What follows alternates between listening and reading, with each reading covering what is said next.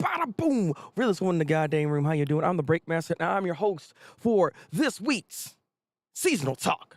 We have a lot of anime to talk about this week here, 7 to be exact.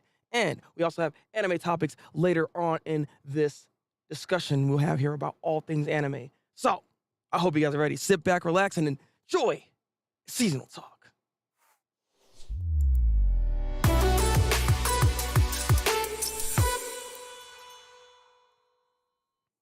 First off, welcome, Anna. Thank you for being here. As always, I appreciate you. I appreciate you. Yes, you, Anna. But outside of that, we do have the GOAT with us to start when it comes to seasonal talk, and that is Vinland goddamn Saga. I wanted to start off with this one specifically, given that when it comes to this show is one of those ones that came from last season and it's going into this season. So it's like, why not go ahead and talk about this stuff first before we get into the newer anime? Because again, we have a lot of new anime to talk about. Some of my opinions you might not even like necessarily what I'm about to say here, because some of those shows I watched, they're looking kind of rocky as it is. Love you too, Anna. But it's already rocking kind of as it is. So with that out of the way, let's talk about Vinland Saga though. Vinland Saga this week was interesting. It was interesting. Another solid episode. Like, the show is just good. You know, it's just a solid show that you sit there, relax. You see, not necessarily relax, but you sit there and you see all the goddamn just struggle. Like I said before, when it comes to last week's episode, it still applies here for this week. It's like, yeah, we got this whole runaway slave situation going on here. There's all this kind of crap happening. Like, it keeps constantly building up, right? But we can't forget that Canute is still coming. Canute is still about to be there and wreak havoc. Like, we still have other issues that are still ever present in the back as we worry about this whole thing with the runaway slave dude, because this guy right here wanted to get his wife back, right? And the wife was more than less inclined to want to actually make that crap happen. But Snake said, no, sucker, if you try to get on that horse right now, you're gonna die. Like, I'm gonna kill you. Like, don't do it. All right? And Snake is actually legit. Like, Snake is actually a legit fighter. This dude saw his weakness, saw this runaway slave's weakness, because his man's hurt. He fought a lot, right? He ain't in the best shape to fight somebody. So Snake saw that, took the opportunity to take this man out and capture this man alive. Like, he said he's gonna do it. He did do it. I'm actually thoroughly impressed with what he was actually capable of doing here, and that's impressive as heck. Like, Snake is no one to mess with, okay? And granted, he did say, like, why are you guys having this much trouble with a guy that's just injured? Like, do you not see the weakness that this man has? I don't understand. But with him being captured, obviously they're gonna probably get rid of him more than likely, right? So the thing here is, Einer actually wants to try to save the guy.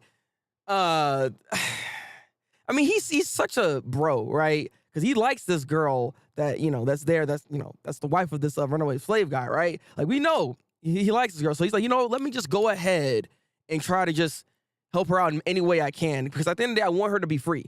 I want them to be happy. Like, that's what makes Einer like a cool bro at the end of the day, He ain't got that type of jealousy in his goddamn heart to just kind of like get in the way of that, But all things considered, she's saying, let the goddamn storm pass. There's not really much we can really do in this specific situation.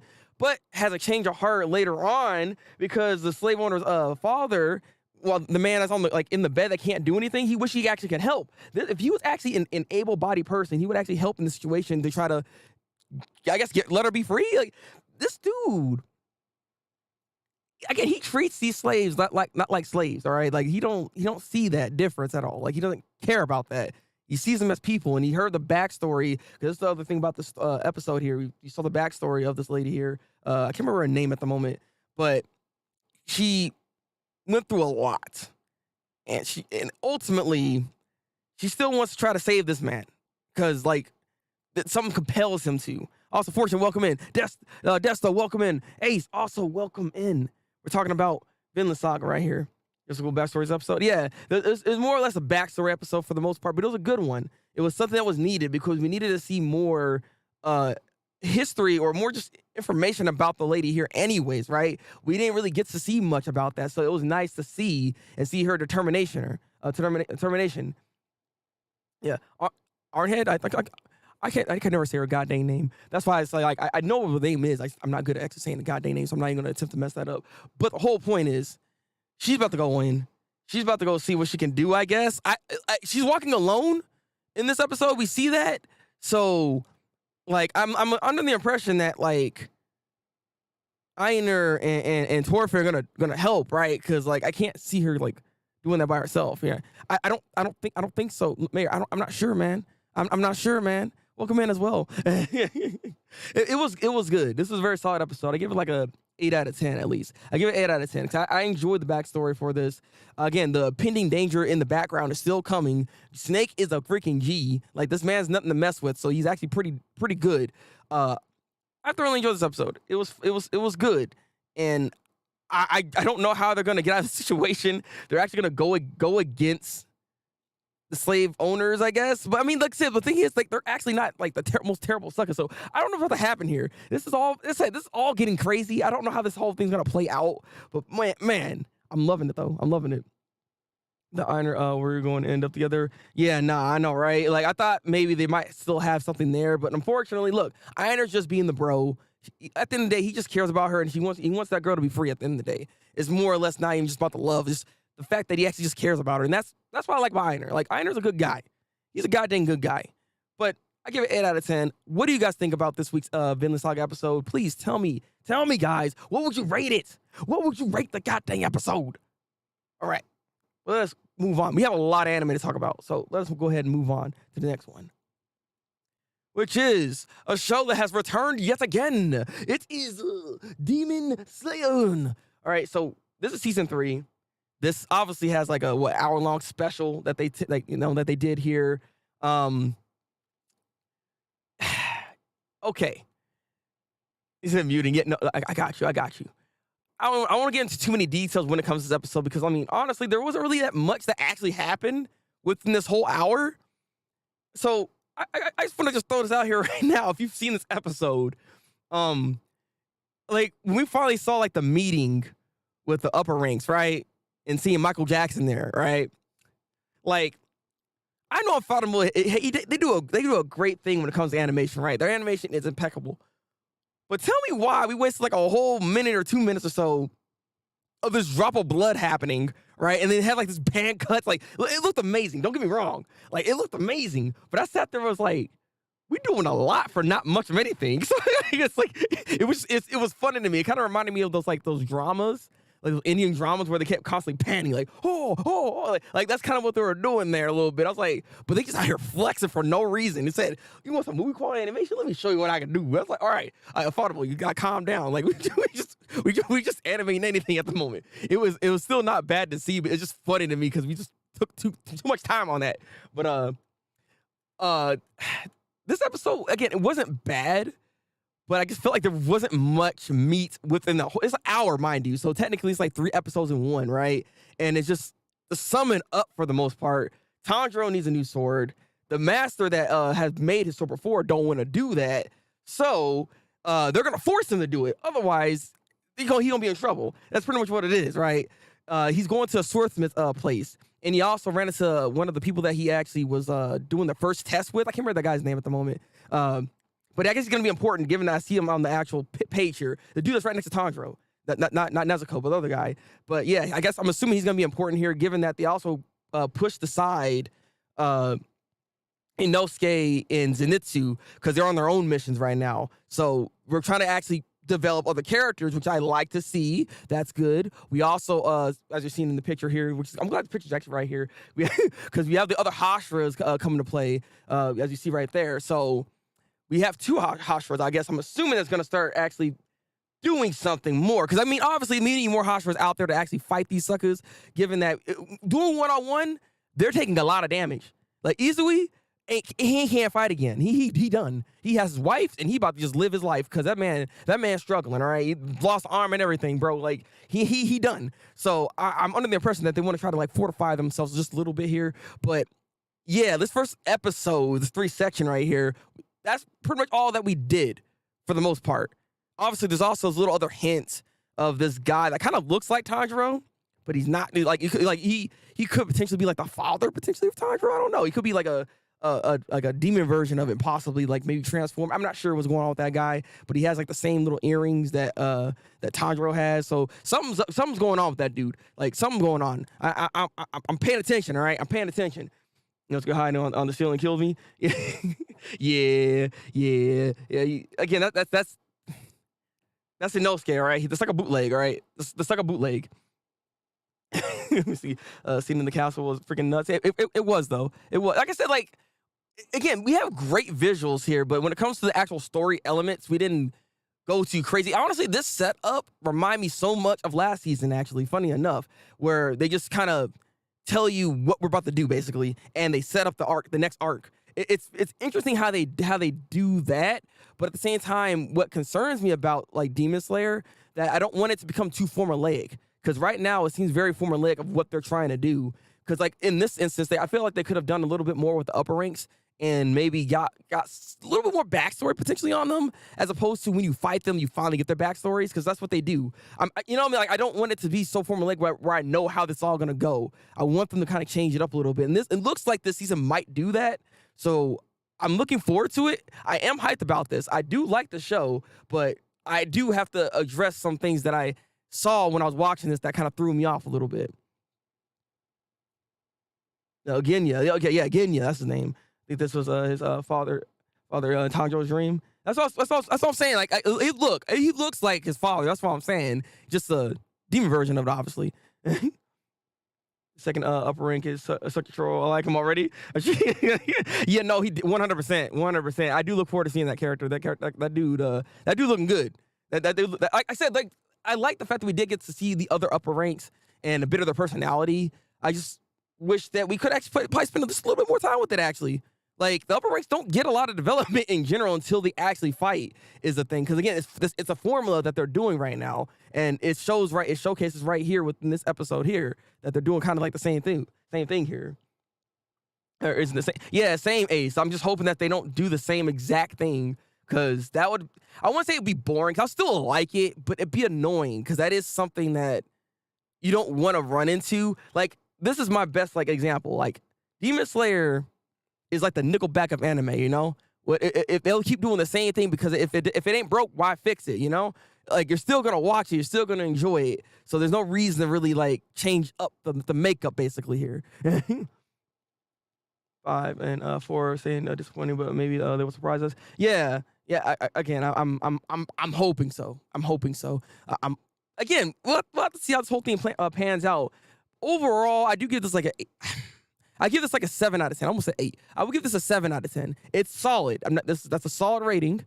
But I do believe they could have done a bit better at structuring this a bit more, maybe giving us a little bit more information. And they did give us intrigue.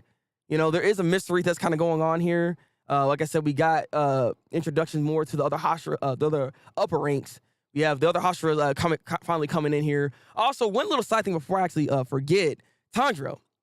I'm not gonna lie, Tanjiro, I think why I like him so much, he's actually one of my favorite characters at this point, right? I really like this guy's character because he's a refreshing take, like, with the shonen character where he's not perverted. Like, this man was out here trying to protect this girl. Like, her breasticles are about to pop out, right? But he's like, nah. We gotta slow that down. We gonna tuck that back in. Like, he's a respectable guy. And it's nice to see for a main character to where they're not just always like super perverted, you know? Like, there's so many characters nowadays that I see in anime that are just always either oblivious to that perversion, or they just all of a sudden, like, it's just, you know what I mean? I'm so kind of tired of that same trope. So like, Tanjiro is a little bit different in that way, and he gives a little bit of fresh breath of fresh air, giving that how his character actually is. He's such a good guy. And I like that about him. I really like that about Tanjiro's character. I know it's weird. This little thing that just kind of like subtleties about him that I keep seeing. And I just really like that about his character. Not getting you for his quest, but welcome in. Yes, Sam, but this is the first episode. Yeah, exactly. It's unfortunate. It's just the first episode. This is not really indicative to saying that this is going to be like a bad season. It's a start, but obviously I feel like they could have done a little bit better, especially considering what Oshi no Ko did. But we'll get into that. This just seemed like a standard opening to a Demon Slayer. It was, but that's what I mean. The fact that you can say that means they have a very formulaic way of doing so. And I just hope they don't stay in that lane of just doing a formula at all times. They could always it's always nice to try to like mix it up a little bit. No, of course, Desta. I'm pretty sure it will be. I'm certain it will. I'm pretty sure within the next episode it might. So I do look forward to it. Don't get me wrong. Like everything that I'm saying here doesn't necessarily mean I won't enjoy it, but it's just something that I want to bring up because it is an issue when it comes to how the show is actually structured.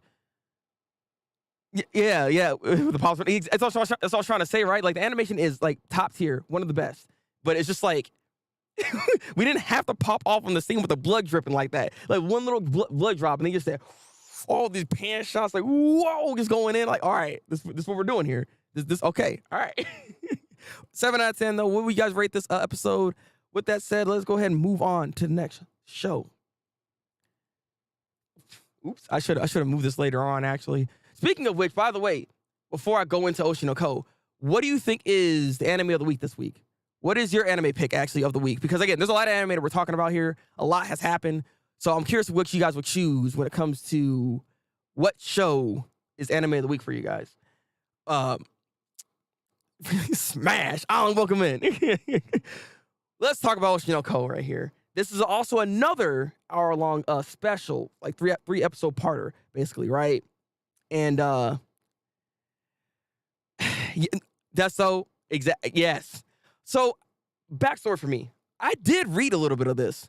Now I didn't read up to where the twist happens. I'm not gonna lie. So when I saw that twist, I was like, hold up, wait a minute. I was not here. I was not ready. So this show is best watched when you don't know too much. I'll say that right now because the twist is gonna smack you in the face, and I didn't see that coming from myself at all. I got emotional. I actually dropped a tear. I had to like slap myself for a second. I was like, am I actually feeling this way right now? Am I actually feeling emotions that I can't control? Because this show, these 3 episodes right here, basically, or the special, right? The first like section, superb. This is probably the best anime opening like I've seen. Like first like impressions for this, like some of the best work that I've seen in a while. In a while when it comes to Oshi no Ko. They did an amazing job adapting this. This is an incredible adaptation to the manga because I did read a little bit of this, so I already knew some of the beats here. There's only like 1 or 2 things that I actually wish they could have done a bit better on, and I will discuss that in a second. But I do want to gush over this anime because this is probably going to be the anime this season, at least. Could it be anime of the year? I don't know. But for this season, this might be it. Like, Demon Slayer has some competition when it comes to Oshi no Ko because this was something else. If you haven't watched this show, you should take the time to actually watch Oshi no Ko. This is worth the watch. Definitely. 100%. I was just thoroughly impressed with it, with how you knew what they're trying to do with the story, because I'm trying to say this in a way that's not too spoilerish. I'm not gonna lie. I'm trying my best to not spoil too much of it, right? Because I do want you to watch this, but they tell you what's gonna happen basically in the show before it happens. In a way, they give you these hints like, oh, you can get reincarnated. So reincarnation is actually a part of the series here. This is technically an isekai, if I'm being honest with you. And this is one of the best ones I've seen thus far, too. Like, it gives me the Mushoku Tensei type of feel. And you know what? I'm not going to lie. I think what it is, I like isekais that allow the characters to go into a new body and to grow up in it, as opposed to them just randomly getting into a new body all of a sudden. You know what I mean? I think I like that type of setup more for an isekai than the other way around, right? Because this does the same thing like Mushoku Tensei does with them kind of growing back up into this thing. So I did like that. I do like that element that happened there, because they tell you this stuff and then boom, it happens. It's the same thing later on within this episode that they tell you there's going to be something else going on. And there's also this little other subtle hint that happens with this episode because she'd be doing calls behind like the manager's back and everything like that, because they don't know who the father is, right? So the father, which this will go into a bit of spoiler territory a little bit here, but we don't know anything about the father. But the father apparently is a goon, is what we're getting at here. And the same dude that took out the doctor here that was supposed to give birth, to help give birth to to her child, to Ai's children. He ended up killing them and then came back and then killed her. It's like, bro, huh? And so I didn't expect that twist at all. It came out of freaking nowhere. Like, what the heck? All right. That was good stuff. The scene in of itself, so freaking emotional, so well done. It's so well animated. Who's the anime studio for this? I don't know who the anime studio is for the show, because they did an amazing job with the art style and the ways that they try to change it up to give you the feeling of how they're feeling. Like, that scene, seeing the body there, did something to me. I hate when they do that kind of shit, like do that to me. Like, God, the way they did that, amazing. Like, I'm not gonna lie, that was just incredible work right there. The reaction that the doctor, or I should call him Aqua, because it's Aquamarine, that's his actual name now, right? But Aqua, the way he like reacts to this and what he's about to do is like the way that the animation changed on that. It looked better than the manga. It's weird to say, but the anime looks better than the manga at times, and it's like, how the heck are they doing this? That don't typically happen. This is, again, top tier freaking work, 100%. I'm telling you, this is amazing. I could tell everyone that's coming the door really got me. Same deaths though, same. Like, I said, I could praise this all day long. This show is without a doubt a banger. This is a 9 out of 10 for me. I want to give it a 10 out of 10, but there's like two things about it that I will admit, as a long-term anime fan, I can't just recommend this to anybody, because there's an issue with this here, and I'll get to that in a second. Let me check your comments real quick. What's the twist? There's a lot of twists, actually. My anime of the week is, okay, I'm tired of this god dang thing. Keep saying this. The anime is season. I'm calling it. It might be this though. Best first episode I've seen since AOT. That's what I'm feeling like, Des, though. I'm not gonna lie. Like, AOT did something to me for the first episode a lot. But when it comes to this, they did the same thing. I had that same feeling. Like, this is incredible. Freaking incredible. Wait, what is that show? Wait, what's the English name for that show, Ace? What's the English name for that show? So what is that? But the two issues I actually have with this, there's only two. First off, or at least the first one, if you're not an avid anime watcher, unfortunately, Aqua's character, the term lolicon gets thrown around in here, unfortunately, right? That's where the problem comes in. And the thing is, he doesn't really even deny that might be the case here, because like he is infatuated with this star right here, Ai, right? And they even asked the question, like, if I was there right now and asked you on a date, would you take it? And he said, he didn't say anything. He just walked away, tried to ignore the question, because obviously, like, look, man. So like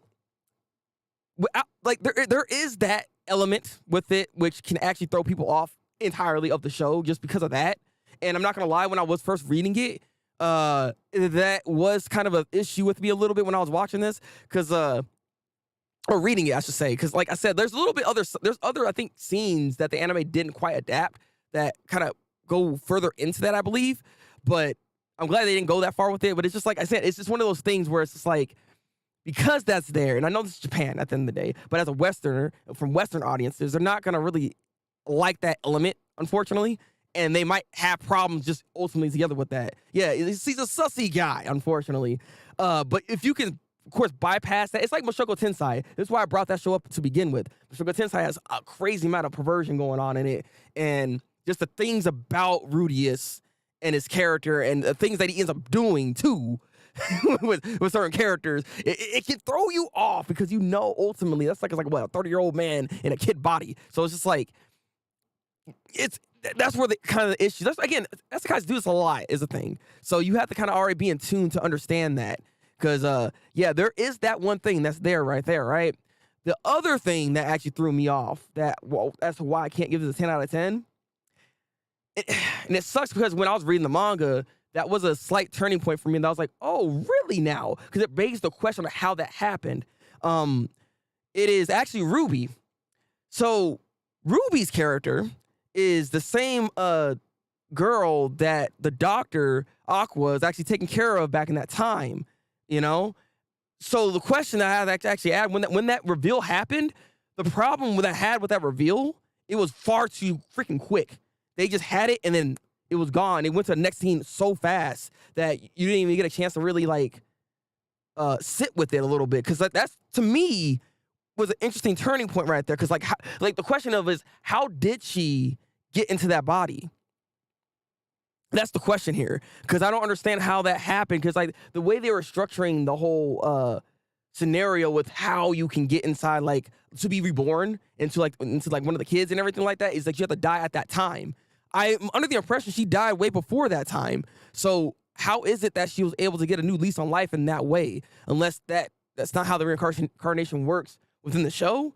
So that's the only thing that kind of threw me off when I saw that. And to me, again, when I was reading it, I took my time with that. And I said, oh, that's an interesting little twist. But with anime, they didn't really do that.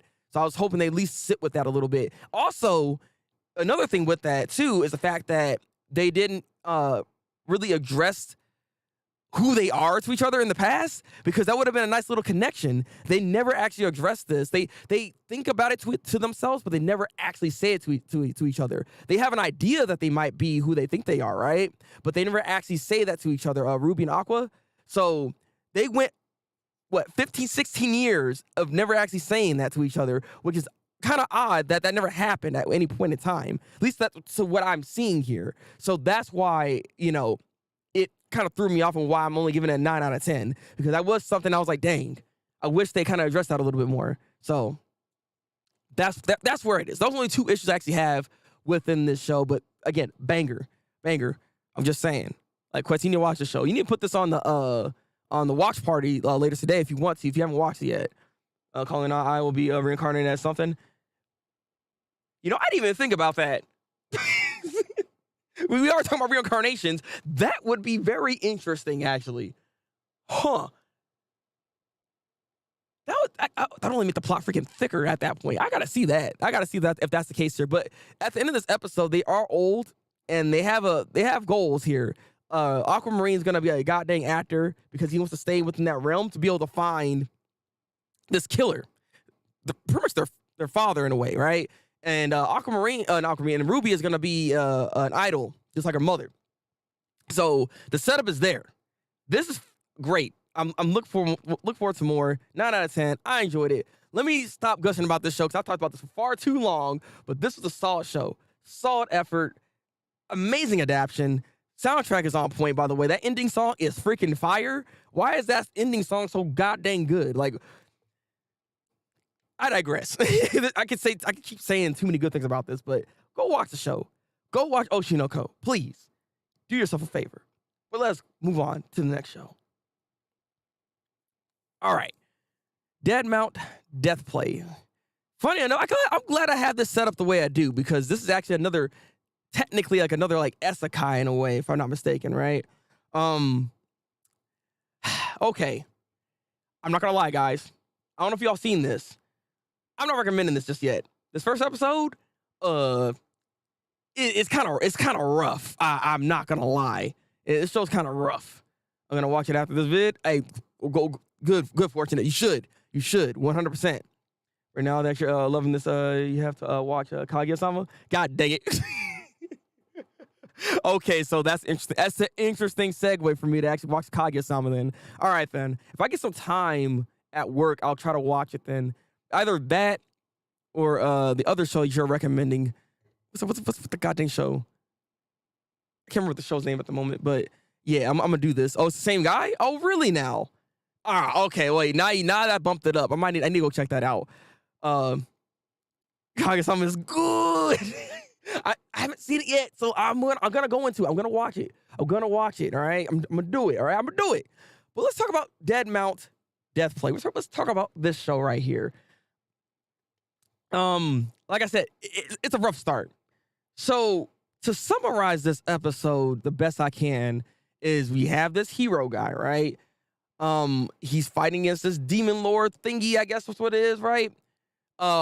We see a cutoff all of a sudden after he quote unquote defeats the demon lord, but something happens, right? And then we're in this new world, and then we see this guy come up, and he has like a slit throat. So the man is dead. Well, he was dead, but he's now brought back to life somehow, right? Yeah. And then we have this lady come back because this lady was actually the one that slit that man's throat. So she's like, oh, how are you still walking around? I guess I gotta kill you. So she has that same type of like crazy yandere type of, oh, I'm gonna love you because you out here fighting me. Oh, like something like that, right? So in the end, kills that lady. You find out that this isekai that happened, right? You think the paladin, the one that took out the demon lord, right, was the one that got transported into that body. But no, we come to find out it's actually the demon lord inside that new body, and he's about to conquer this new world. So that's pretty much the premise of this entire show.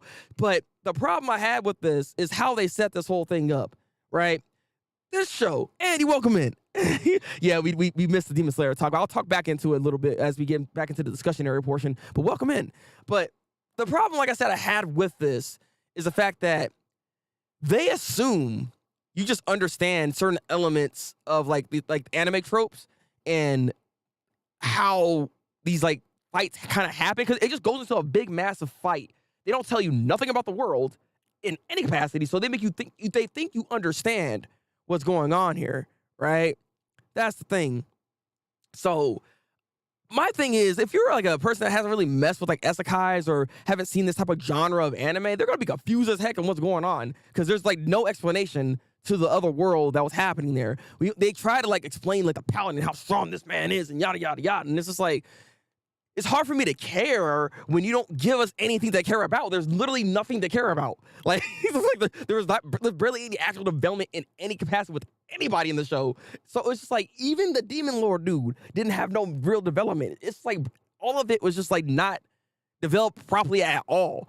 And it just like, it ended off with me just sitting there like, I wish they could have wrote this differently. Because like, if I was doing this show, how I had the first episode, I would focus more on the Demon Lord guy, to be honest with you, so I can get more of an actual feeling to who he actually is, as opposed to what they decided to do, not giving us any actual information. So it's just hard for me to care about anything actually happening within the show. So all in all, I this might be on the chopping block.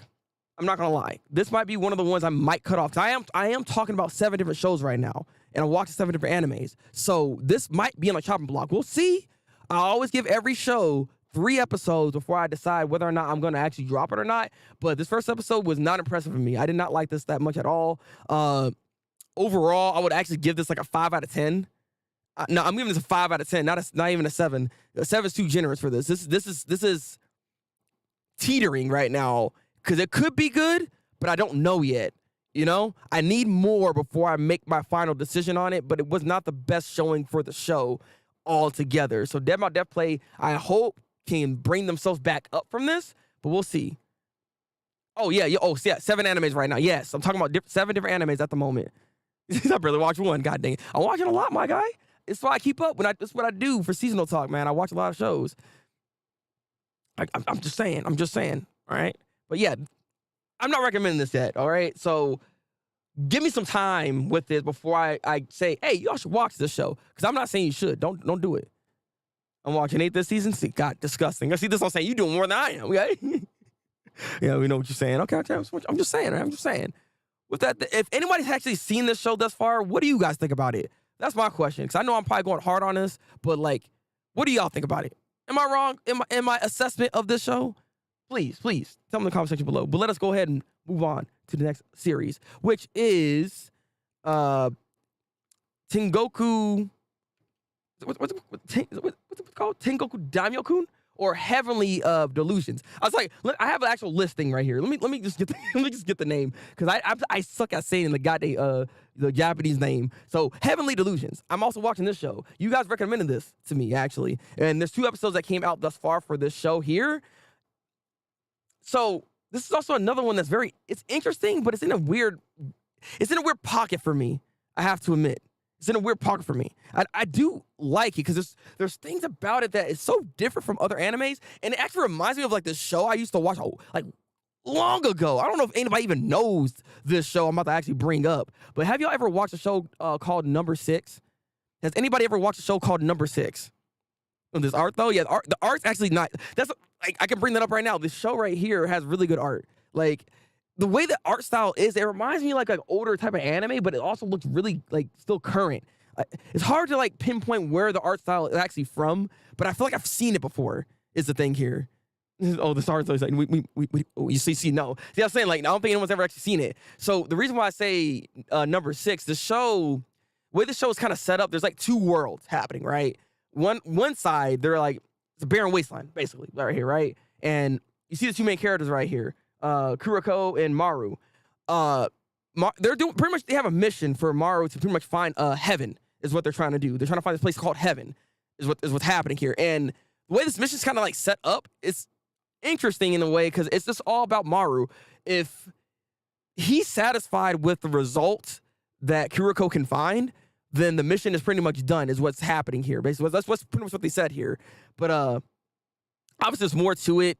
There's apparently this like doppelganger situation where there might be another person that looks like Maru. They need to meet that person is what's happening here. But funny enough, when they brought that up, we found somebody that looked like Kuroko, and that was like I think possibly a misunderstanding. Maybe there's a whole thing going on here, and I'm gonna explain a little bit of this because like the show, I'm not gonna lie, is a little confusing. there's a lot going on with this show, which is what has me interested in it to begin with, right? But that I wanted to bring up how like the structure is where we have that world and this other world where they're all secluded and they're actually asking, what's in the outside world? It's like Attack on Titan. Beyond those walls, what's out there? There's a sea we can drink water from and all that stuff, right? Like they're wondering about what's the outside world like, right? So we have that kind of set up. But it reminds me of number 6 because they had that same type of like dynamic where the outside was trash, where the inside was actually kind of nice, but obviously there was like things in the inside that were like not good. There were some underhanded things going on. That's what reminds me of number 6. So it reminds me of that in that way from that show. Number 6 is a decent show. I'm not gonna recommend the show. Be like, oh, go watch number 6. The show's okay, all right. but it just reminded me a bit of that. Is what it was. Watch 15 plus. That includes some of the police series. Well, nice. This is Production IG. Production IG is actually stepping up their game lately. I'm noticing because like again. Animation in general has just been getting better, and I'm loving it. I am loving it. But at the same time, I do hope that the animators are actually making sure they're getting paid properly and that they're actually living in a very well, environment. Like, please. Is I'm along to watch it. Oh, really now? I'm surprised by that. What? It's confusing. That's what I like about it. Been a minute since we've had a brain teaser anime. Actually, I don't know about that. The last show looks what another thing that kind of reminds me a little bit about this. It has inklings of our Lord and Savior, Summertime Rendering. I haven't talked about that show in a long time, but it has those inklings of like the confusion that was there. Like Summertime Rendering was a very thick plot that kind of got convoluted towards the end, right? But it was a pretty thick plot. I'm trying to figure out what the heck was going on here. So it kind of reminded me a bit of that as well, especially considering what Kuroko is like talking about. This show might actually be something very unique in the fact that this kind of deals with potential like transgender type of stuff right here, right? Where this person thinks they're a man, but they're trapped in a woman's body, basically. But I don't know if that's like a thought process or if this is more or less something that like someone actually got transferred into a different body. Why I say this because these like demon things that are out there, kind of like they can consume humans, and apparently the personality could potentially be a part of that. And we kind of see a little hints of that within this episode 2 anyways, with this shop lady that's there. And she says that monster that's there is my son. And that thing apparently was like protecting her for a good portion of the time.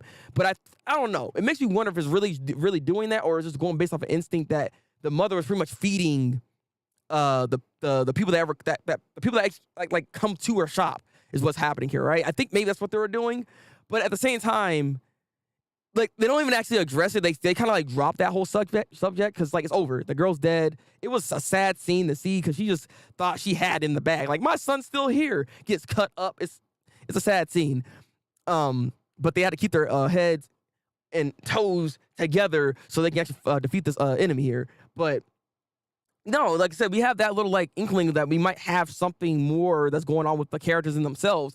Also, there's like same-sex relationships going on. I mean, I guess, anyways, because there's like two girls kissing, but that's if they're two girls. Like, we don't know the actual genders. We can't make those assessments because we don't know exactly what's going on with when it comes to like the world and the structure or how it works. So this way has like a lot of this stuff going on and on with it that makes it very interesting, but also very confusing.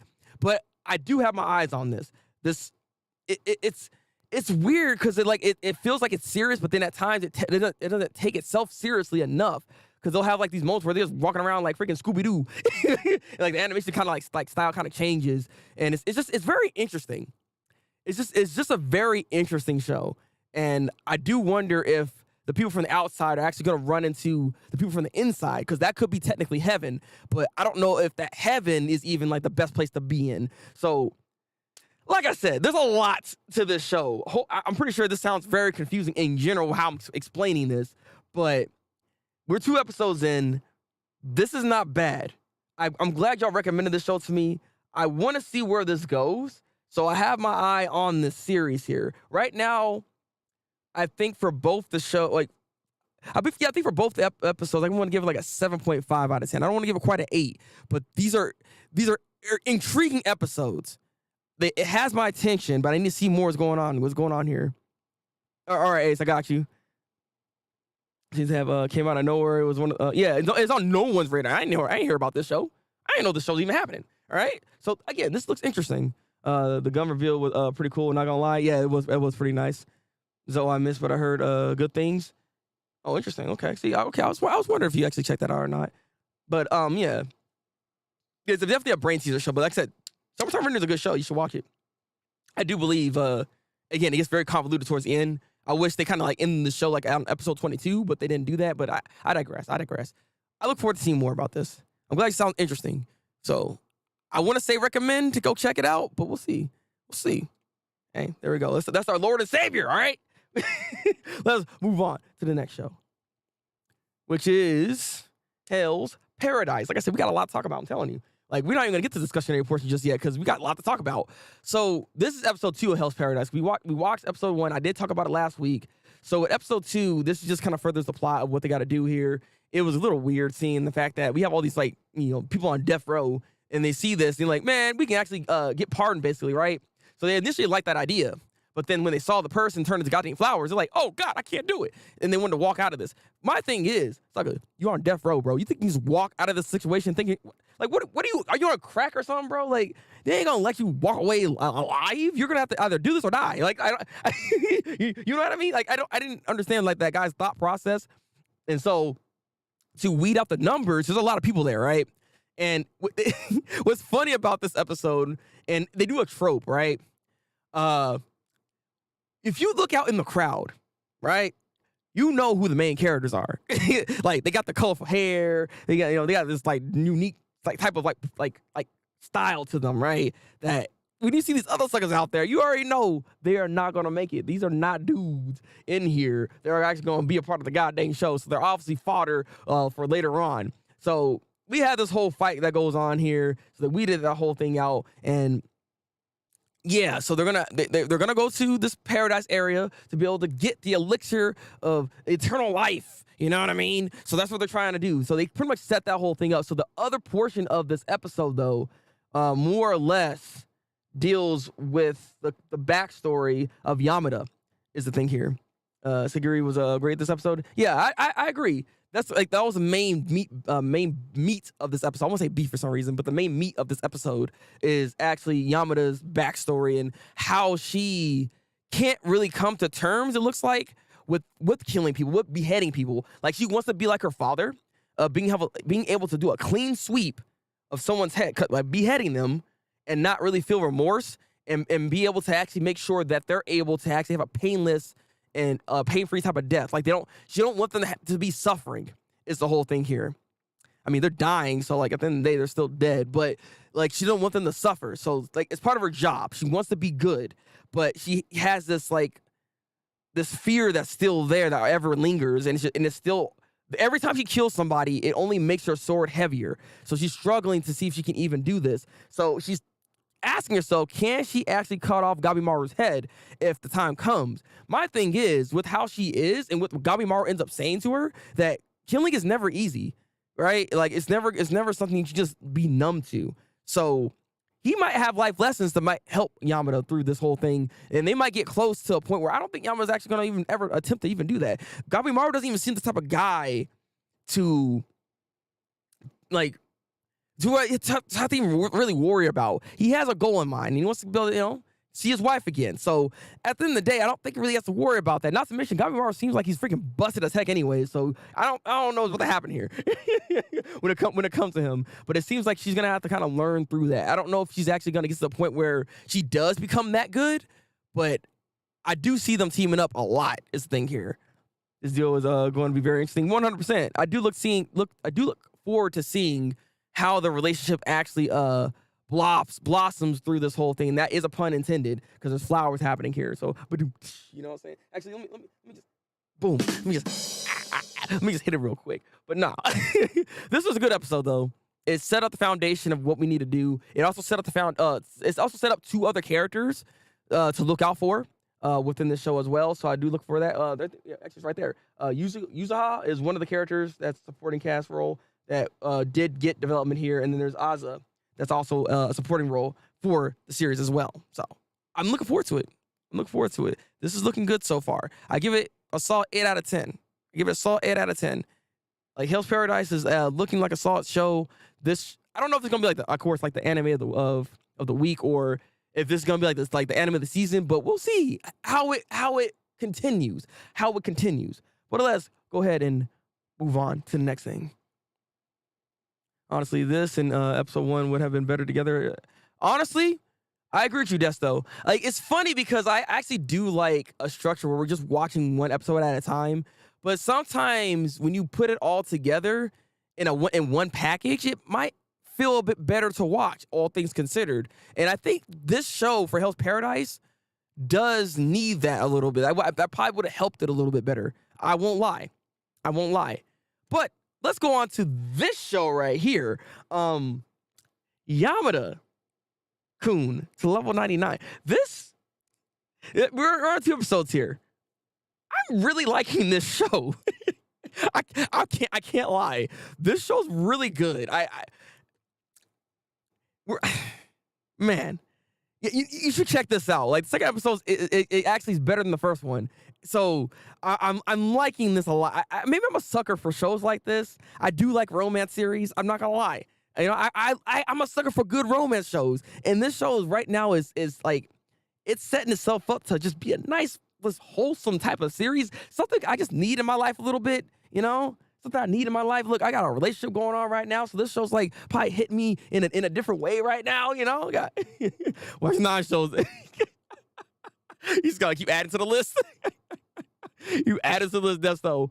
But with this episode here, it was bad. So if you remember the last episode, this girl right here, she pretty much passed out after she got drunk. Akane, she passed out when she got drunk, and so Yamada decides to actually take her home. He's actually being a good guy at the end of the day. I'm impressed with the man. He's doing good. Washed her clothes because she threw up as well. Like she was down. Like she was down and out. It was bad. Like I would feel horrible if I was ever in that type of situation. So all in all, she gets her stuff out of there because she just felt like crap after everything she did. She put that man through a bunch of bull crap for no goddamn reason. She just met this man, and that's the first impression you leave. So, yeah, it wasn't good. But it didn't actually deter him in a way, right? So what was going on after she came back home, she realized, oh, dang, she forgot her goddamn necklace. This necklace was from her ex-boyfriend, and it still holds some type of, like, meaning to her because she hasn't gotten over her ex, basically. So she's been wanting that back. But the problem is, Yamada didn't know where it was at initially in his apartment. Later finds out on the ground because he steps on it. It's broken. He said, oh, god dang. So he kind of needs to meet up with her again. But then they had this interaction online within this game. And it wasn't good because, like, Yamada is trash when it comes to interactions. I don't know why he's so bad at this. But he's just like, he doesn't know how to just be nice.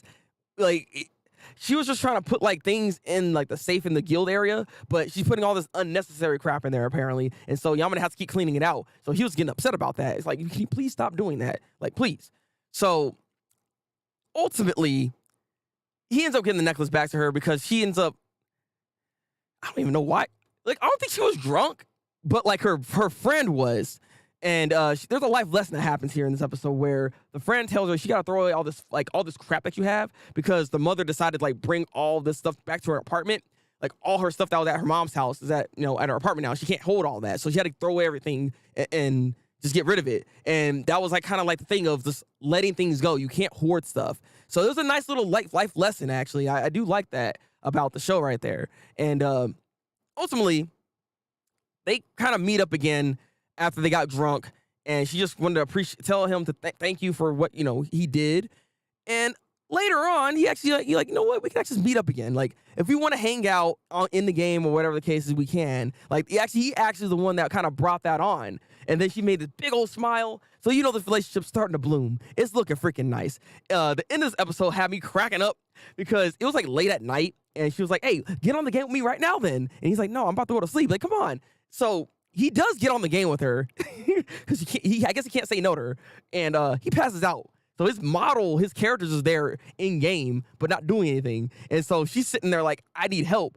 Yamada, are you gonna help me? Are you gonna help me?" And she's just like getting bopped up, and he's gone. I don't know. That cracked me up. This is great. This is like an 8.5 out of 10 for this week's episode. I'm liking this a lot.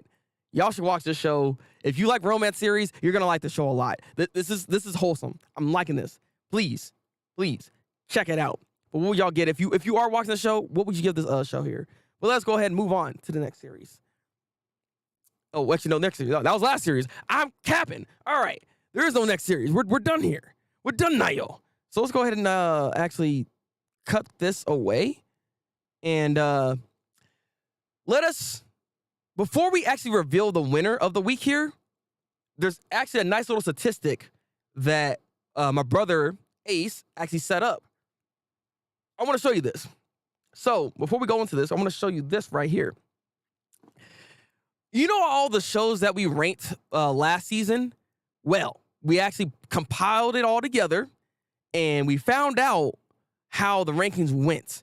So for first place, you see, Blue Lock was the show ultimately that won majority of the time. They had 6 votes throughout that season.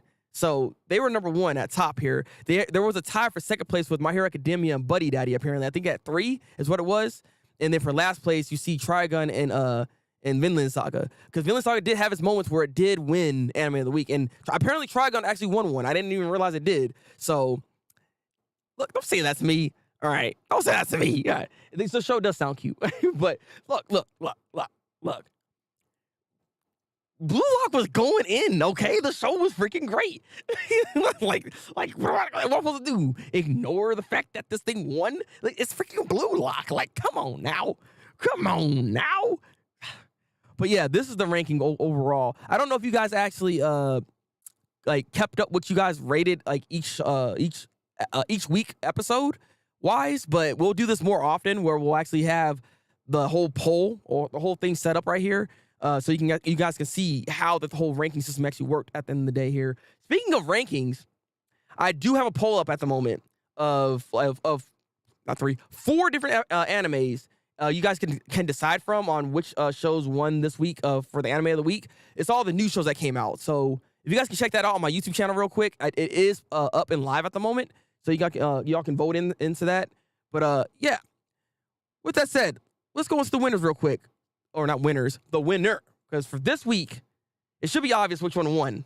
Unfortunately. The winner for this week is Oshi no Ko. Like, come on.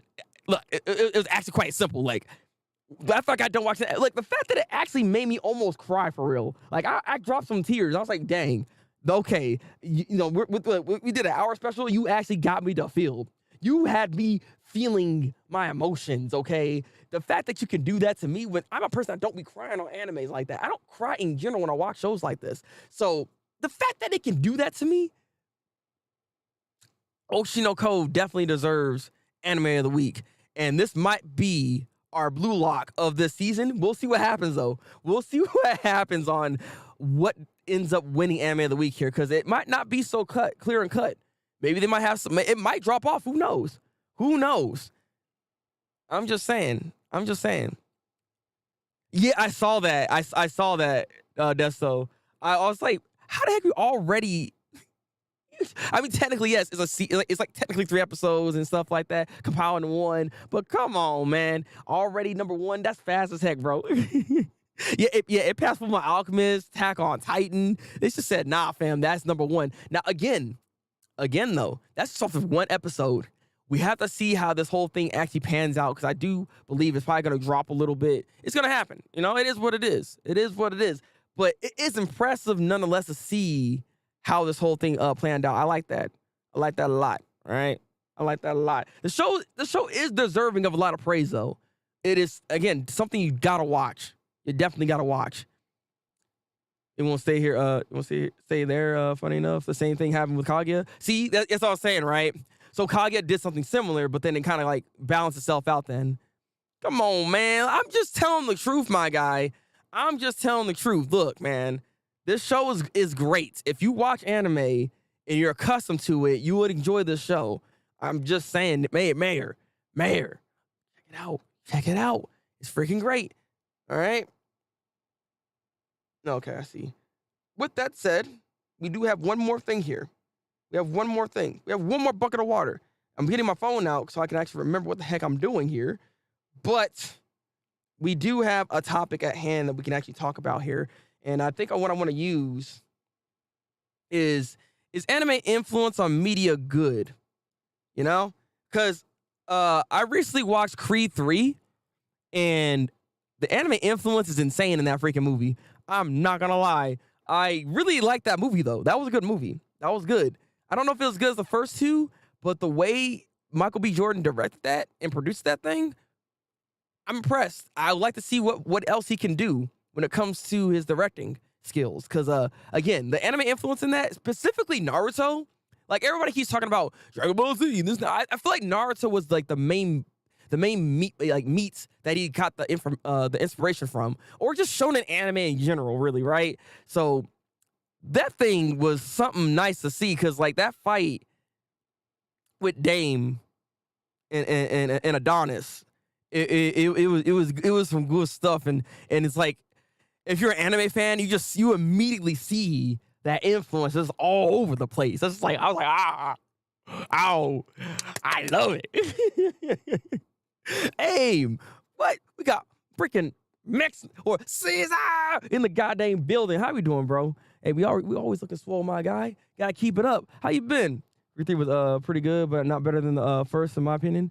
As I was saying, I don't think it was probably better than the first 2, but it was definitely a worthy addition to the Creed legacy and to the Creed series together, like all together. Like he did a good job, all things considered. Let me see.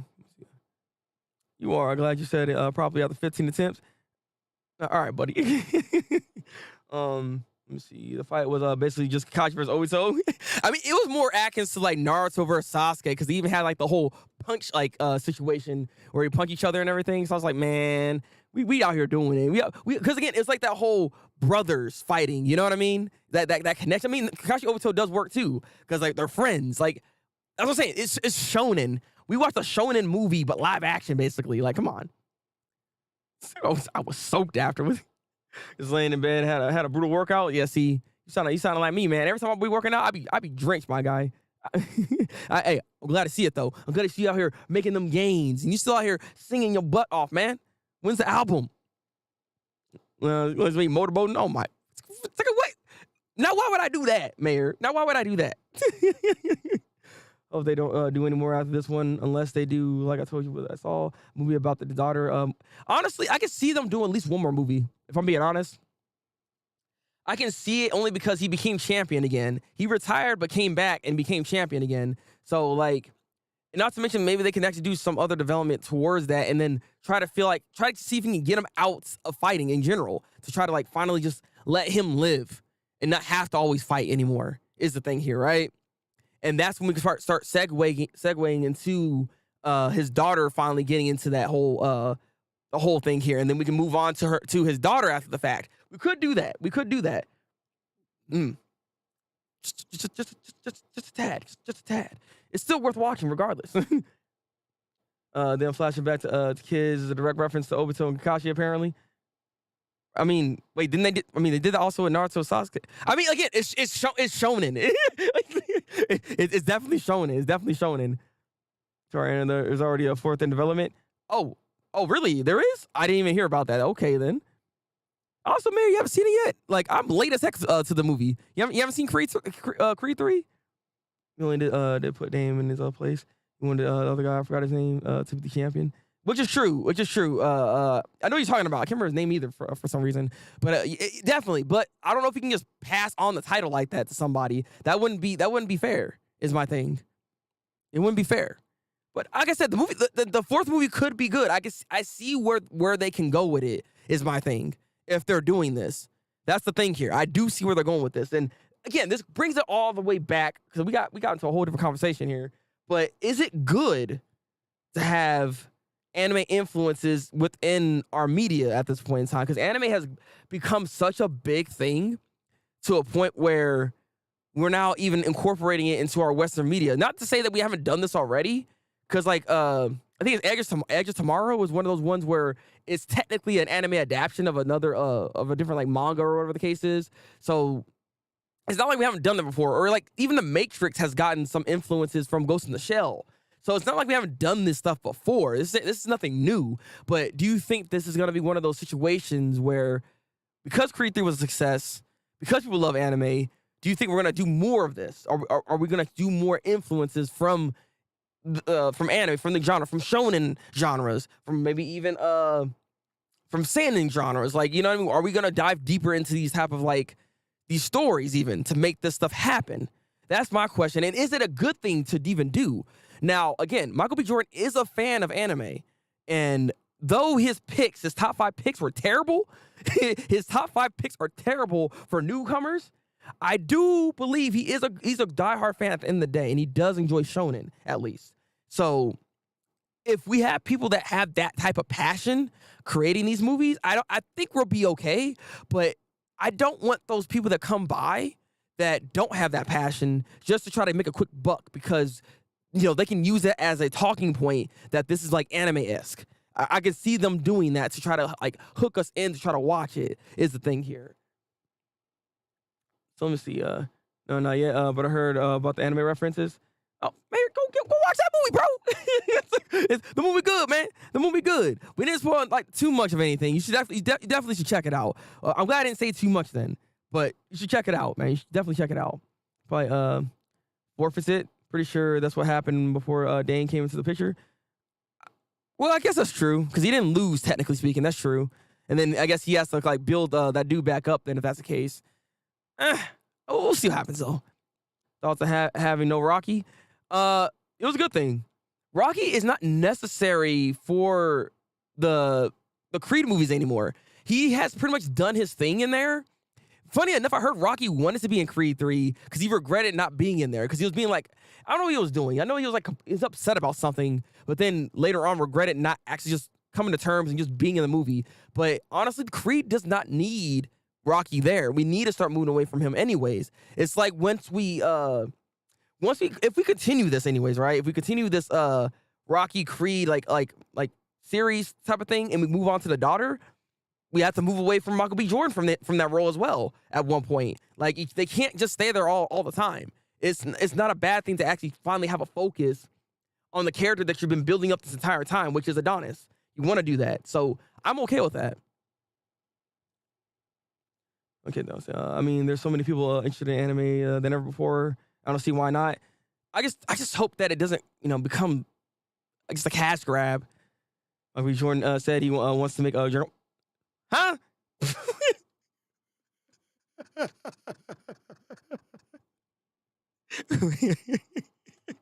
Excuse me? He wants to make a Dragon Ball? Bro, I don't want to see that. Look, there's certain shows that they never need to be live action. Dragon Ball Z is one of those things. Dragon Ball Z is a goofy freaking series at the end of the day. If you really think about it, like, it cannot work in live action. Please don't do it. Unless they remix the show in general, don't do it, because it's going to be stupid as heck.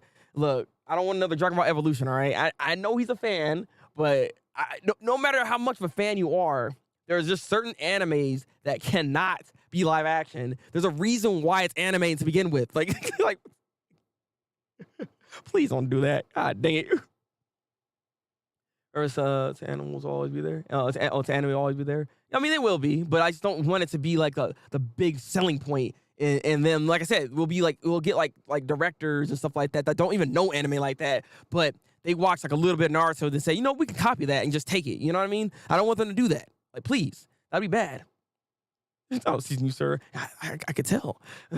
I've seen people trying to make anime adaptations just for the money with little to no respect or passion for the source material. That's kind of true. Actually, you know what? I don't know if, because like the Netflix shows, like, or the series in general, or movies that they make, right? Death Note, it could definitely be one of those ones where that was more of a cash grab type of situation than actually respecting the medium, because they didn't do a good job ultimately with how they adapted it. I didn't like it. Whereas, I'm going to always make this argument, because Future Watanabe was actually there on the set working with them, but Cowboy Bebop was actually a good faithful adaptation to the Cowboy Bebop series, but people just didn't really like it because, like, again, there are issues with it. Don't get me wrong. Like, there's issue with it because, like, the main character, the person that was playing Spike, was not always feeling like Spike. He felt like Spike like 50% of the time, and then it was just him as the actor himself. It's just like they didn't do a good job at really structuring that well. Same thing with Faye. It took Faye a long time to really have me be okay with a character. Jet was the only one I accepted almost immediately because he sounded like him and he really acted like Jet too.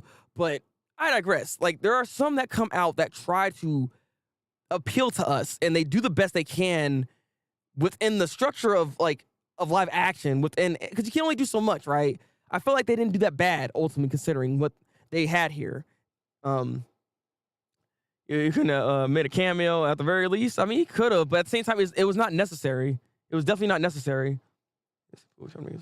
I just hope that whenever they do a live action Akira movie, oh God, bro. I mean, maybe. Well, look, they are getting more savvy and understanding of this, so they might do it justice. I can see that happening.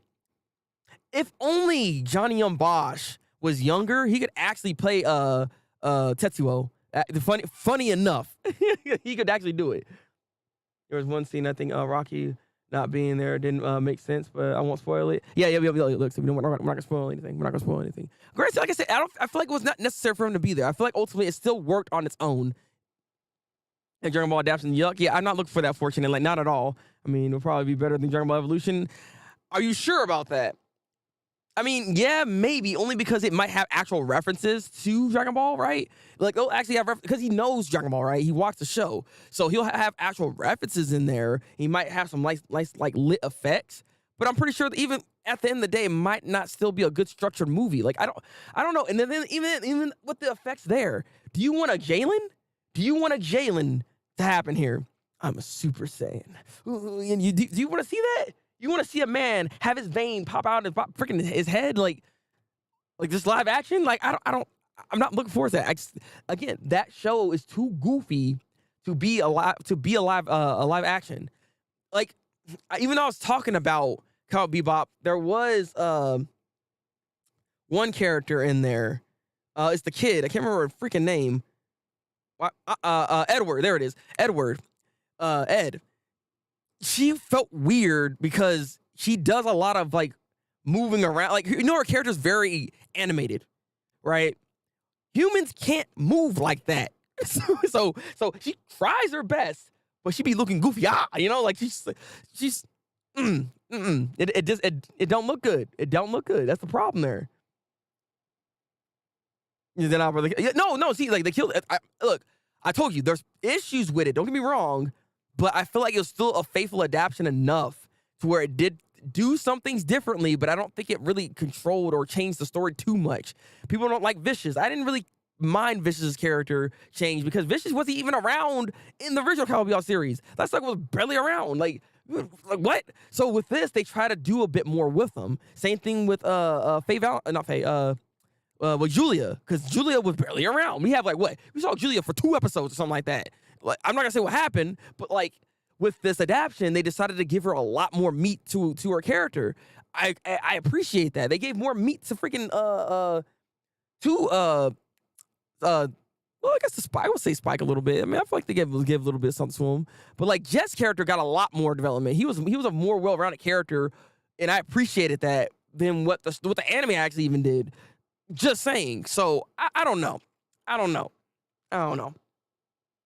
Couldn't believe they did Edward bad like Spike. Yeah. Hey, look, Spy Kids. That's a classic movie. What you mean? That's a classic movie. One Piece series is definitely going to be a test to see if the live action anime true. And I was actually going to bring that up, Desto, because I keep talking about how things look too goofy. I'm concerned about that movie, or is it a series? I think it's a series actually, but I'm concerned about it. I don't completely trust it. I have this feeling it's gonna be looking real odd, real bad. Like Luffy is a stretchy rubber man. You think I know CGI has come a long way, but you can still tell when what CGI is. Like you can still see when it's CGI, and it will always throw you off when you see it when it actually tries to blend it in and doesn't blend in properly or 100%. Like you can tell what CG is and when it's not. So that's like the problem that will always come in here, unless they always have a filter on the characters. Unless they have a filter on the characters at all times, it's just always gonna look weird.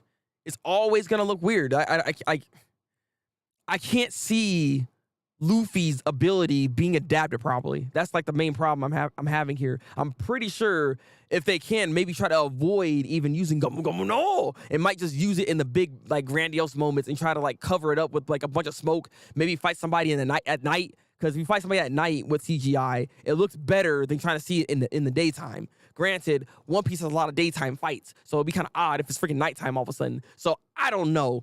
I'm concerned with just Luffy in of itself. Forget everybody else. Like Sanji will be fine.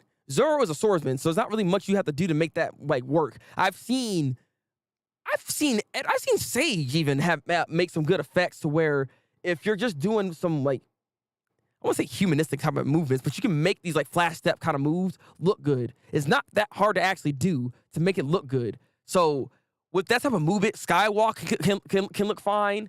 Even though I don't think they're gonna get to that point, but like a lot of that can work. It's just the actual abilities when it comes to like the Logias or the Paramecias for that matter. Like when it comes to their abilities having to change form, is gonna look weird. So I'm not looking forward to the actual effects of the series just by itself. I don't know what the story is going to be about and what they're going to decide to focus on, but I'm not looking forward to it in that sense. Because like think about it, we have fishmen in here. So are the fishmen going to be completely CGI, or are they actually going to go to some practical effects and actually use like actual suits? Because I honestly I miss the days when we have the mixture of CG and practical use effects. Because when you put them two together, it looks so much better when it's just pure CGI. So, like, they could make some stuff happen if they do something along those lines. I have no idea if they're going to... I don't know what they're doing. I wish there was a trailer that we can see what's actually happening here. Yeah, the One Piece live action, like, it's still coming, Andy. If it's a 10-episode series that is apparently going to adapt all of East Blue Saga, interesting. Okay, I mean... It still depends on how they do it, though. That still depends on how they do it, because I guess some of that could be technically filler from what I'm seeing, because I've watched fillers, unfortunately. One Piece, I don't think filler was that much happening in the beginning stages of One Piece. Now I'm thinking about it, though. So we'll see how that goes, honestly. I'm sure some of it's going to be looking goofy in the end, but you got to hope they'll do some justice. I do hope so, too. I do ultimately hope that at the end of the day, they find a way to mix it enough and they just don't utilize the CG too much. Like, they can make a lot of powerful scenes happen where there isn't anything goofy going on. Like, there's pivotal moments in the series that don't have not one effect in there. They just out here sitting there. Like, Usopp is perfect because you don't have to do anything. Usopp is a basic slingshot son of a gun. I mean, wait a minute. Are they gonna adapt his nose into this? I just thought about that. Because Usopp's nose is like a really long. Hmm. I wonder how human the characters are actually gonna look. Because there's a lot of goofy freaking characterizations, like for, like the characters in general, like the character models are. Like Alvida, she's part of East Blue. That's the first thing, right? Like she's like where her structure is initially, until of course something else later happens. But like she's kind of off when it comes to her character. Like how are they gonna do this? Are they actually gonna take the time to put in those like those details? Because it kind of matters a little bit. I'm not gonna lie, because that's why One Piece has very varying different type of like body types, which actually matter, mind you. The body types do matter. If you see a sucker with super long legs, that might come into play later. Like it's I wonder how they're gonna do that. I don't think I had. Wait, do they show what the characters look like? I don't think I've seen the poster. I don't think I've seen the poster actually. He will not have the nose. Okay, I don't think I've seen the poster. If you can link it real quick, I'll check it out right now. Welcome in, Diego, by the way, bro. I just watched this last night. The show cooking. Hey, Diego, it is, bro. It is, bro. Oshi no Ko. I know you're talking about Oshi no Ko, my guy. That thing is cooking. You're cooking it up. Welcome in, though. Facts. Granted, Buggy's actually not that hard to do live action. I've seen like a good edit. Because you're putting a clown nose on your face. Like, he actually looks more human than a lot of other human characters in the show. I can see Buggy actually looking okay. I can see him looking okay. A very low expectation. So if it can be better, then same. My expectations are not high at all. That's where I was with Death Note. My expectations for Death Note was not high at all. But when Willem Dafoe started talking as freaking Ryuk, it sold me just because of that. So I was like, we need more of that. Welcome in, Grace. Try to link it, but YouTube doesn't like links to other sites. Oh, really now? What kind of bullcrap is that? Well, they better not try to like ban you or anything. I don't have an actual bot in here. I got a bunch of like moderators, but I don't have any actual bots in here though. Let me see. But like I said, like I don't know. They do make me wonder how they're gonna do these characters, because like I said, a lot of the characters are just very goofy looking. To kind of double back real quick, because we didn't get to talk about it, Andy, right? I liked Demon Slayer's episode, but ultimately it was more or less a setup episode. It's an hour-long setup episode, and I felt like they could have done a bit more with it. It looked amazing, don't get me wrong, but it was very bare bones, and I feel like not much actually happened, all things considered. It did build upon a mystery when it comes to Tanjiro's father and that guy that we see there, and then we also got to see like the other upper ranks, and we also got to see the other Hashiras real quick.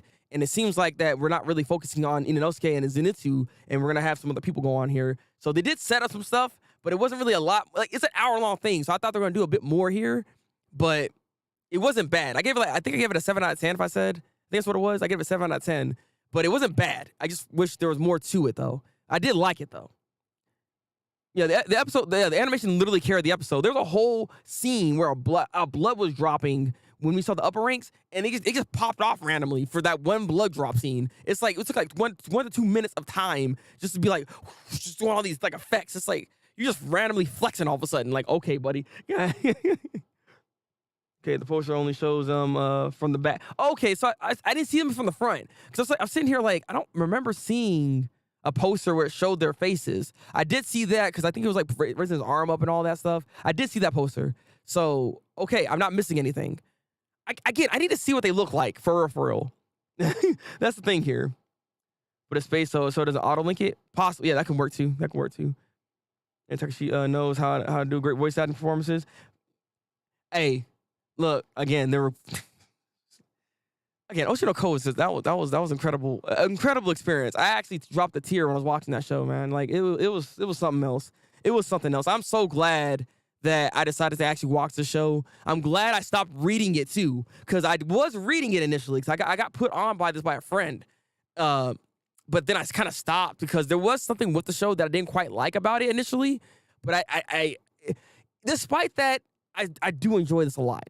Like I said, if you want to see more of my thoughts, you can always go back and watch like that section of it. So I will have portions of this stream sectioned off. So if you want to see a certain discussion of an anime I was talking about, you can see it there with the time blocks.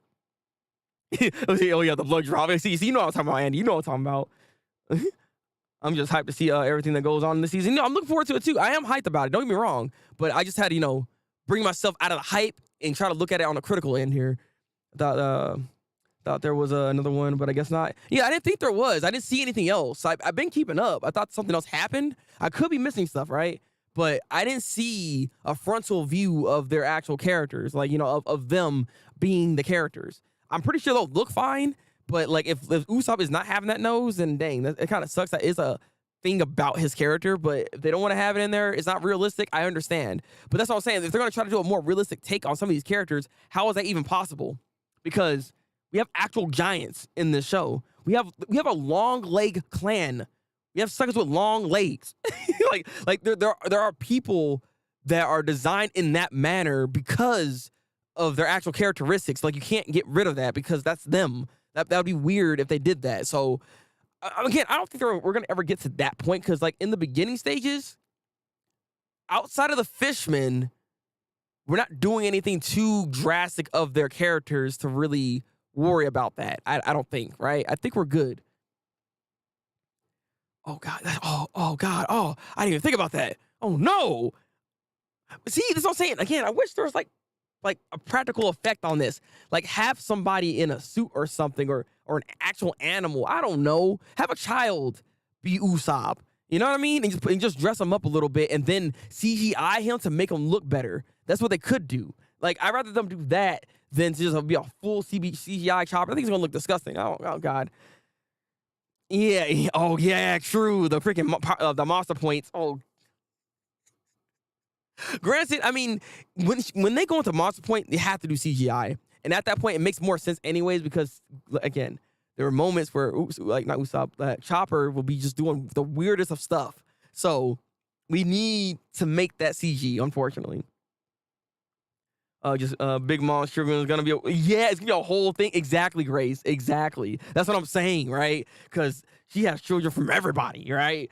Like, I mean, literally from everybody. She was out here going in, apparently. I don't know, is that, is playing Zoro and he's, oh my God. Andy, don't lose yourself. Don't lose yourself in the sauce, all right? Don't lose yourself in the sauce. Come on now. Oh, how is he going to be true? Well, Brook shouldn't be that hard. I've seen good skeletal work from CG, and you can even use a practical use effect with this, where you can actually wear a suit even that has like a green screen stuff like on it, and you can like map that out itself actually to still have very fluid movement, but like you can still make it work though. I can see it working. There's a lot of different ways that's not that expensive even to even do. You don't actually need to put CG on everything because it's mostly its face that you have to worry about. Granted, we're only doing East Blue, so we're not even going to see Brook at this time. But still, it's very good looking actor. Oh, my God. And you'll see you losing yourself in the sauce. There it is. Ooh. Yeah, all right. Frankie and Brook going to be something. Yeah. Yeah. Especially Frankie. He's a super. He's going to be with them big old forearms. So going to be looking like goddamn Popeye, bro. Like, you know the Popeye live action? Brook is going to look like, not Brook, Frankie's going to be looking like that. He's going to look at the Popeyes live action because there was a live action. They got the big forearms. He's going to look like that. Watch. Yeah, they're going to, because he's true, actually. That's, oh, God. Well, then, you know what's funny about that? They're going to have to make sure to find a guy that has no butt because, like, no butt and Mrs. Leg Day. Like, that's the other thing about One Piece, right? These characters, they all miss Leg Day. They all miss Leg Day. Unless you're part of the Leg Clan, then your legs are actually freaking, they plump. But everybody misses Leg Day. So, like I said, the designs for One Piece, they're there for a reason. And I just hope that they can find a way to make it look okay, is my thing here. Oh, he will pants in live action. You better not wear pants. That sounds so weird for me to say. God dang it. I mean, it's like, no, for real, though. Like, he should not be wearing pants, though, all right? like, come on now. Like, that's Frankie. That's his signature look. He has pants, he has Speedos, and just like jacket, bro, when he first comes in. Like, Please let him have that. I'm saying that's his character. Come on. No. Write that up for quotes later.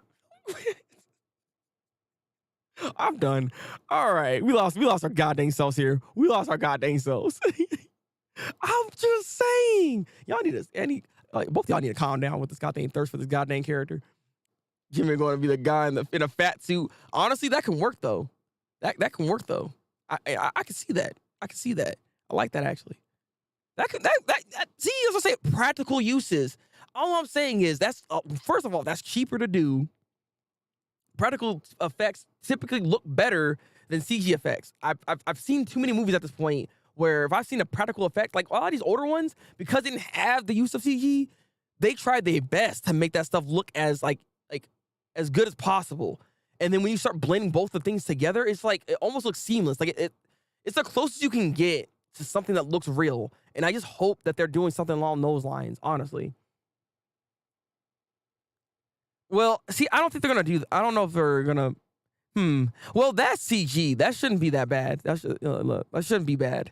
Like that shouldn't be too hard to do.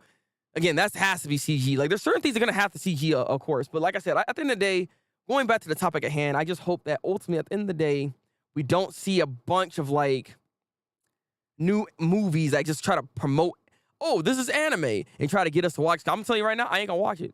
It's like, I'm not gonna watch it. Like I'm not like that. I don't know. To me, for me, anyways, I'm not affected by like advertisements like that. I can see an ad and just be okay because I don't have to get that stuff. It depends on what it is, right? But typically, I don't really care about these ads and how they try to promote stuff a lot of the times because, for instance, they'll be like, "Oh, we have this actor in this movie, but is the movie good?" I don't care who the actor is in the movie. If the movie is good and it's on its own, you have new actors in there, I'll watch that before I watch freaking, I don't know, a Denzel Washington movie or something with a bad plot. You know what I mean? Because just because he's in there doesn't necessarily mean I'm gonna just watch that movie. Like that, like I'm not saying they don't have star power to make you want to go see it, but at the same time, it's not the deciding factor for me at the same time with that. So I don't know. I'm trying to see how this whole thing's gonna start panning out because there's so many things that can go wrong with this as anime is getting way more popular, and it just, I don't want to be a gatekeeper, but at the same time it's like, again, there's always a side of like Twitter or a side of like just the community where things get real stupid, okay? And it's just like y'all not even like understanding the goddamn story. Y'all just trying to actually find some way to get upset and to throw clout and just try to get clout in any way possible. So, the internet can be very frustrating. And that's what's so interesting going back to Oshi no Ko, because Ruby sees all this, like the talkings online. And again, it was resonating with me with how those scenes were because people are like that online. Like, bro, this is why I keep saying Oshi no Ko was something else, and it does work within our time right now. Like it's such a good piece in our current time frame right now. It's like, I'm telling you, watch that goddamn show, please. But all right, I digress. It is supposed to be 4:30 for me. I need to go get ready to eat some food, or actually cook some food and get ready for work for tomorrow and all that stuff. But thank you guys for being here. I appreciate y'all being in the stream for as long as y'all have been. Like Max, I appreciate you. Mayor, I appreciate you. Anna, you were here from the goddamn beginning. Andy, all right. Desto, let's go. Alan, Diego. Look, I know y'all. I see y'all. I appreciate y'all being in here. Like for real. Like this helps with the algorithms, helps with the goddamn streams. Of course, if you can like this definitely helps push this stuff out for more people to know what's going on with this over here for the seasonal talk. Like, I appreciate that. Come on, man. Come on. Twitter in general is just ew, let alone anime Twitter. Yeah, 100%. Like I keep seeing stupid takes all the time now, and it's just frustrating to see people arguing with a baby on Twitter. Yes, that's a literal baby. Actually, yes, a literal baby. Should there be a counter for how many times Break goes back to Oshi no Ko? Look, the show good, all right? Be sure to like the video, everyone. Exactly, Andy. See, Andy understands. Hit that like button, please. I appreciate you, big dog. All right, you the big dog. All right. All right. Drink goddamn water. Take your goddamn vitamins, and I will actually see y'all Monday. because we're gonna be celebrating my birthday. My birthday is actually on Tuesday, but we're gonna have a 12-hour stream going into my birthday on Tuesday, going into Tuesday. So we'll have a 12-hour stream. We're gonna have a lot of party, a lot of fun things to do. Mayor, Max, if you guys want to actually join in on like the stuff, the fun, you guys can. I'll have a community section night within that. So I'm just saying, if y'all want to join in, you definitely can. And anybody here, if y'all want to join in, you guys can. We're gonna have a lot of fun. All right. So be sure to check out my Twitter, my Twitch when you get a chance. All right. All right. Until then, people.